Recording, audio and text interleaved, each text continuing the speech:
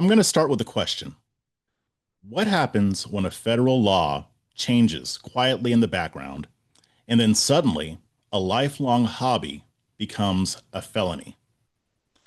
This is going to be the story of a man named Gregory Berry, a gun collector, a hobbyist from Missouri, also lived in Arkansas. This man woke up one morning in 2024 and found himself branded as a criminal felon. But here's the thing. Berry didn't rob a bank. He didn't hurt anybody. He committed no violent acts. He had a clean criminal record. He didn't sell guns to gang members. He was not a gun trafficker, but he was treated as such by federal authorities. Greg Berry just collected and occasionally sold firearms, something that he had done for decades at gun shows, swap meets, and other venues, until a new law changed the rules without most people knowing. And most of you are familiar with this law if you follow me for any length of time. And I'm going to get to that later in this story. But here's the thing. This is what happens when Congress will arbitrarily change a law, make it vague enough to allow law enforcement to apply it to just about anybody and ruin people's lives while violating their rights. Greg Berry was a gun enthusiast. He had been collecting firearms for decades. He mainly collected military surplus rifles, handguns, Civil War era weapons, and shotguns and things like that. And he would display them at gun shows all across the country. And he would sell these items and also trade them with other gun enthusiasts as well. He would build AR-15s and other types of rifles, and he would either sell them or trade them. This was not his main source of business. He told me that basically a lot of times he would lose money on these sales because somebody else had a gun that he really wanted, and so he'd be willing to trade an AR-15 or something else for it. Perfectly legal. There's nothing illegal about these actions. He told me that he collected firearms the way other people collect baseball cards. And if you are of the more libertarian or conservative persuasion, then you've probably met people like this. Chances are you might be somebody like this, which is why you need to understand Greg Berry's story. He told me that this was always a hobby for him. He never had a storefront. He didn't have he didn't sell online. He didn't even sell out of his house. He just did gun shows and private sales. Clean record, no violence. He believed in the Second Amendment and thought that he was staying within the law, especially since he was staying within the law. But everything changed in 2022. The ATF started watching Berry, conducting surveillance on him early in 2024. They pulled his Form 4473 data from the database. That's the form that you fill out when you go to purchase a gun, where they do the background check and all that nonsense. And basically, this shows who buys guns from licensed dealers. And they use that information to flag his purchases as suspicious. And they also had agents attend gun shows in Arkansas and Missouri and in other states to observe him. Two undercover agents purchased firearms from Greg in July last year, 2024, at a gun show in Fayetteville, Arkansas. Now, both of these agents were legally allowed to buy firearms, and Greg conducted the transactions face to face within the scope of private sales. Again, no shipping, no straw purchases. But here's the thing. The reason he got on the government's radar is, one, because they believe he bought and sold too many firearms in too short of a town. He allegedly traded about or sold about 120 firearms over a 2-year period. But here's the thing. The ATF doesn't define how many gun transactions make you a dealer. There's no actual exact guidelines for this. Now, Greg told me that he never sold to anybody who was a criminal. The people that he sold to were regular people who attended gun shows just like him. They were clean. They passed background checks. And even the prosecutors later had to admit that there wasn't really all that much evidence that Berry ever sold directly to a criminal. However, the issue is that a number of the guns that he sold were found at crime scenes. Now, mind you, these crime scenes didn't involve anybody getting shot, We're talking about people who were carrying the firearms, quote unquote, illegally. In one case, one of them was a minor. But here's the thing. None of these people actually bought the weapons directly from Greg. They either got them from somebody who did buy it from Greg, illegally or legally, and then they ended up in the hands of some of people who were dealing drugs, which you already know how I feel about that anyway. But people who were dealing drugs or just carrying them when they weren't supposed to be. This prompted the feds to get onto Berry's case. So on November 15th, 2024, Greg was driving to another gun show in Arkansas, and this is when federal authorities made their move. They straight up shut down an entire part of the highway in Arkansas and boxed in his vehicle, drew their guns on him, and pointed them at him, and ordered him out of the car. Now, the way Greg told me is he was laughing because he thought these people had the wrong guy. Like I said, he had no criminal record. He had no reason to believe that anything that he was doing was illegal. But he soon found out that they were actually after him. He said it was like they thought he was a cartel boss.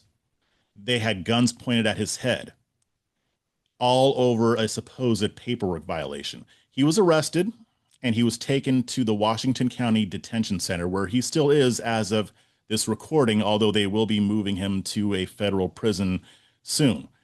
He was held without bond under a federal hold, even though he had no prior convictions. The thing is, the prosecution basically embellished and made up a bunch of crap about him. They said that he was basically a gun trafficker selling firearms to dangerous people.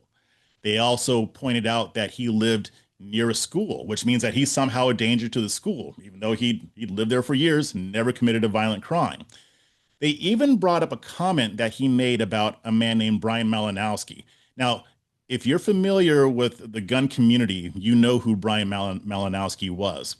A couple of years ago, he was a director of an airport in Arkansas, and he was murdered by ATF agents, by feds, because he had too many guns, they decided. He had too many guns, so they conducted a pre-dawn raid on his home, even though he had made no threats, he hadn't engaged in any violent activity. He didn't know who it was who was showing up in front of his house, so he opened fire. They returned fire, and they killed him. Again, he wasn't wanted for murder. He wasn't wanted for any type of violent crime. He just had too many guns. Kind of reminds you of Waco a little bit, right? Just not as egregious because, the ATF didn't kill children in this case, but they did kill him. And Greg knew Brian Malinowski. They weren't close friends, but there was a type of thing to where if they see each other at a gun show, a bunch of guys, after the gun show, they go out to dinner, have a few drinks, have a meal, have fun, all that good stuff. And people were very upset, including myself, about what happened to Malinowski. Now, I personally didn't know him, but I heard about the story. And when he was dealing with these undercover agents, he made a comment to the effect of, well, I mean, if people showed up at my house and I didn't know who they were, I would have opened fire too. So they used that statement to make it appear that Greg was somehow a threat to law enforcement, even though what he said is something that anybody in the gun community would say. Anybody who owns a firearm and believes in the Second Amendment and knows that the government is not always going to be there to protect you. Yes, that's why no-knock raids are so dangerous, because if people don't know you're the police, they might shoot, because sometimes burglars break into their homes, right? That happens all the time, every single day. It's an understandable statement, but they took it out of context to be able to convince the judge, who, by the way, the judge was not on Greg's side. He was, the judge was basically a prosecutor in this sense. So it's not like the judge needed a lot of convincing here, but I'm illustrating this to show you how the government will lie and take things out of context to justify convicting you. So as I said, Greg was arrested on November 15th. And since that date, he has never seen the outside of a jail or prison. He's been in there since last year. Again, they denied releasing him on bond, and he had no idea that he was even close to being arrested. See, one thing he pointed out to me is that usually, and his lawyer pointed this out to me too. Usually, if the ATF suspects that maybe you're dealing too many guns, or maybe that you're selling to the wrong people, or what have you, they'll at least let you know first. They'll send a cease and desist letter, or they'll give you some type of warning and give you a chance to clear it up. They did not do that in Greg's case. No communication. The first communication that he had with the feds was when they were pointing guns at him on the highway. So they indicted him for quote unquote engaging in the business of dealing firearms without a license. Now, here's the thing. There was also a superseding indictment added that added counts for individual firearm sales that were linked to the undercover buys. So they supposedly had him dead to rights because he sold guns to undercover agents that he had no reason to think were dangerous, right? But here's the thing. He was planning to fight this. And mind you, he's being represented by a public defender. He couldn't afford to hire a private attorney that might specialize in these types of cases. So he was still going to fight it because he knew that they didn't really have a case. The prosecution knew that they didn't really have a case. What does a prosecution do when they want to convict somebody, but they don't really have a case? That's right. They pushed him into a plea deal. Here's how they did it. So sometime in the past, Greg had purchased a firearm. He filled out form 4473, again, the background check form, and he indicated that he did not use any illicit drugs, but he was a marijuana user. He used to use marijuana in Missouri, where it is legal, not at the federal level, but at the state level, and he would use it to manage pain, just like millions of Americans across the country do every single day. Now, that's illegal at the federal level, so the feds can use that against you if they want.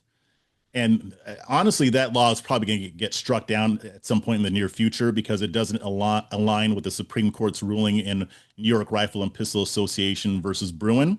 But who knows when that's going to happen? But it's in the works. So that I'm digressing a little bit, but I just wanted to mention that. They weaponized that form against him. So what they did is said, well, you lied on this form. We got you dead to rights. We found out that you used marijuana and you were buying all these guns. So that's going to add even more years to your prison sentence. I mean, he could have been facing up to 20, I believe between 20 and 30 years for that offense and the other offense. So they backed him into a corner. So each count of lying on a 4473 form can carry a 10-year penalty. And prosecutors they don't often convict people for this, but it does happen.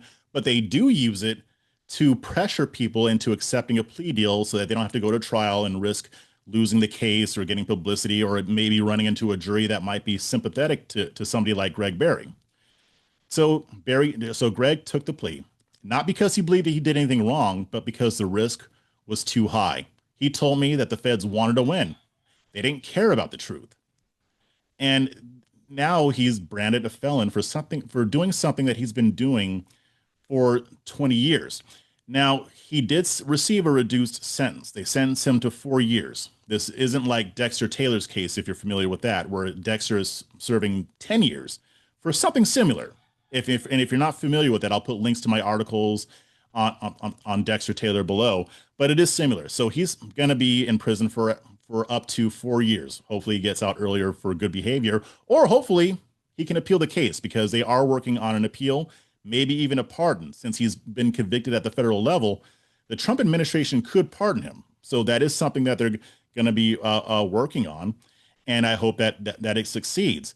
But this is a story not just about government overreach, not just about how the government violates our Second Amendment rights, regardless of which administration it happens under.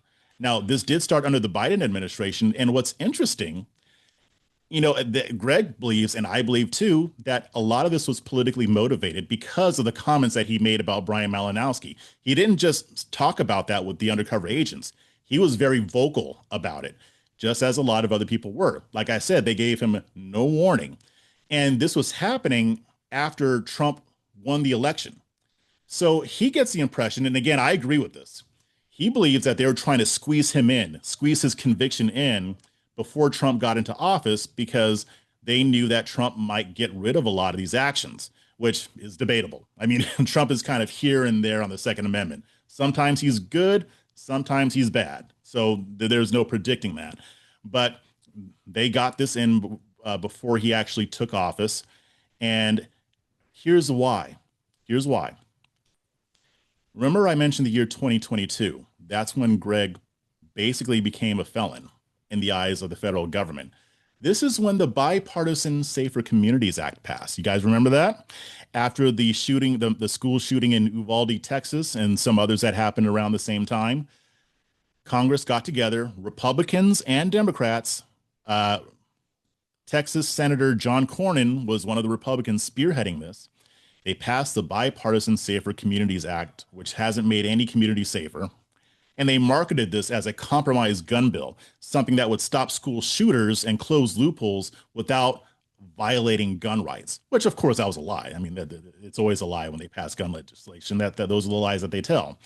But within the bill was a very small change that actually changes everything, especially for people who have a gun hobby.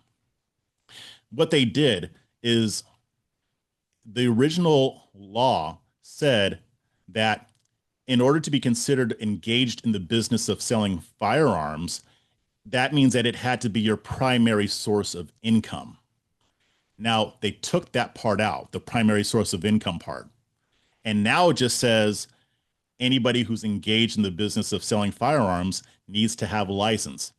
So that can mean anything, right? I mean, if I were to sell 3 firearms this year, does that mean I'm engaged in the business? Under the previous law, no, it wouldn't, because it wouldn't be my primary source of income. It wouldn't be my main thing. But now that the Bipartisan Safer Communities Act has changed that and removed that portion of it, now the feds can basically label anybody as a gun dealer without a license, no matter how much income they're making. That's how they got Greg. And I suspect they've gotten plenty of other people under that same law, because people don't really know about it. Like, you don't really know about this stuff unless you're very involved in watching gun laws. And even then you might miss it, because again, it was a very small, subtle change. But this is how the government works. It's almost like a magician. They use misdirection. They get you to focus on one thing while they're actually doing some other stuff in the background without you knowing about it. So that's why Greg is in prison now. And his story should be a wake-up call, not just for the Second Amendment. I mean, that's bad enough, but this is how the feds will use the law to violate your rights and label you as a dangerous person, even though you're not. These laws shouldn't exist in the first place.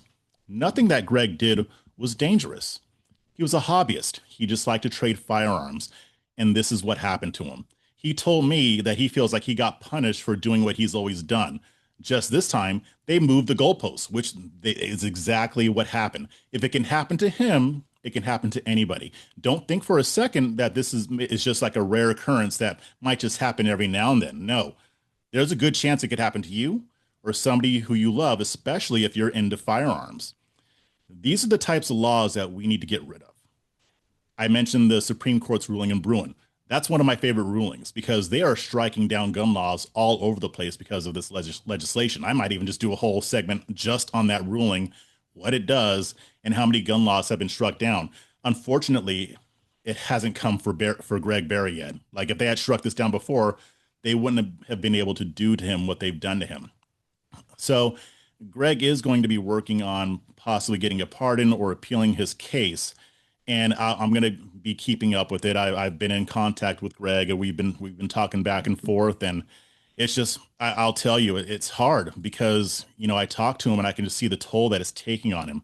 He got beaten up in jail shortly after he was arrested by Aryan gang members in the jail because he wasn't down with the whole, white supremacy thing, and they beat him up for it. He missed his father's funeral. They wouldn't even let him go see his father's funeral so he could say goodbye and pay his respects. This is how cruel our government is at the federal, state, and local level.